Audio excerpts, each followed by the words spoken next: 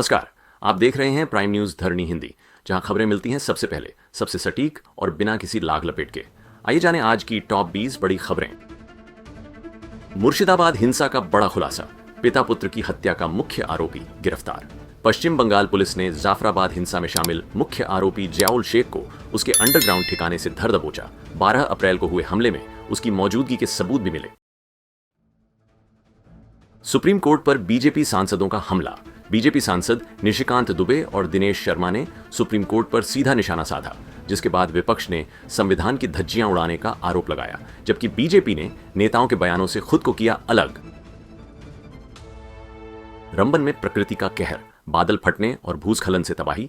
जम्मू कश्मीर के रंबन में भारी बारिश और ओलावृष्टि से भीषण तबाही। आईएमडी के मुताबिक सामान्य से 575% अधिक बारिश ने मचाया हाहाकार। प्रशासन ने राहत कार्य तेज किए। पीएम मोदी का सऊदी दौरा, रक्षा, ग्रीन एनर्जी और $100 अरब के निवेश पर होगी मंत्रणा। 2019 में घोषित $100 अरब के सऊदी निवेश को गति देने पर होगी चर्चा। दोनों देशों के बीच व्यापार और ऊर्जा सहयोग को नया आयाम मिलेगा।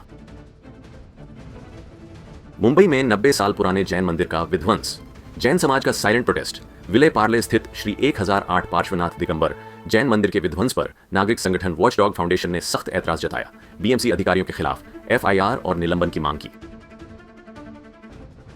मुंबई में सड़क पर आतंक। 16 साल के लड़के ने तलवार से बेस्ट बस की खिड़कियां तोड़ डाली और ड्राइवर को धमकाया। पुलिस ने उसे जुवेनाइल रिमांड होम भेजा। चाचा के डांटने पर हुआ था गुस्सा। हिमाचल के किन्नौर में voice of Kinnaur radio launch. सेना ने चीन बॉर्डर पर शुरू की अनोखी पहल। ऑपरेशन सद्भावना के तहत भारतीय सेना ने किन्नौर के पूह में कम्युनिटी रेडियो स्टेशन लॉन्च किया, जो स्थानीय समाचारों, स्वास्थ्य, शिक्षा और संस्कृति से जुड़े कंटेंट प्रसारित करेगा। पीएम मोदी बताएंगे अमेरिका को भारत की नाराजगी। कांग्रेस ने पूछा, क्या पीएम मोदी अमेरिका के उपराष्ट्रपति से मुलाकात में भारतीयों की डिपोर्टेशन, डब्ल्यूटीओ व्यवस्था की तबाही और पेरिस समझौते से हटने जैसे मुद्दों पर भारत की चिंता जताएंगे?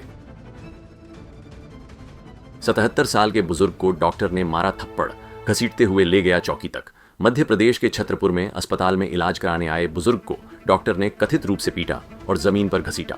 वीडियो वायरल होते ही डॉक्टर पर जांच बैठाई गई।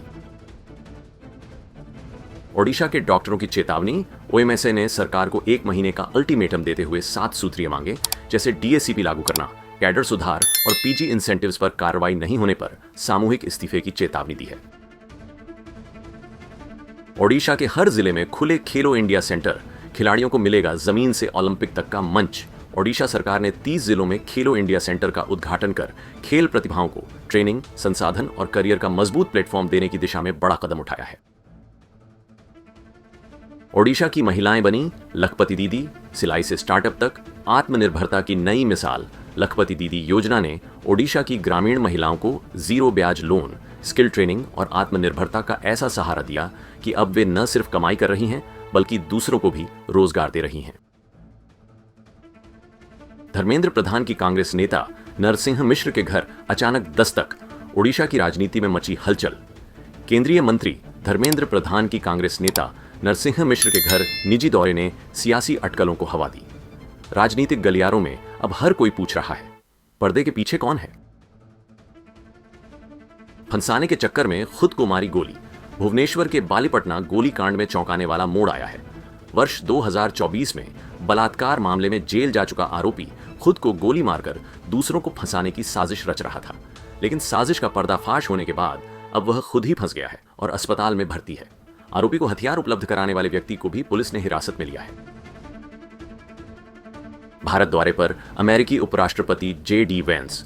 पत्नी उषा संग करेंगे अक्षरधाम दर्शन। 4 दिवसीय भारत दौरे पर पहुंचे जेडी वेंस और उनकी भारतीय मूल की पत्नी उषा के स्वागत में पीएम मोदी करेंगे विशेष रात्रि भोज। दौरे में दिल्ली, जयपुर और आगरा शामिल। गाजा में जंग जारी रहेगी, कोई विकल्प नहीं।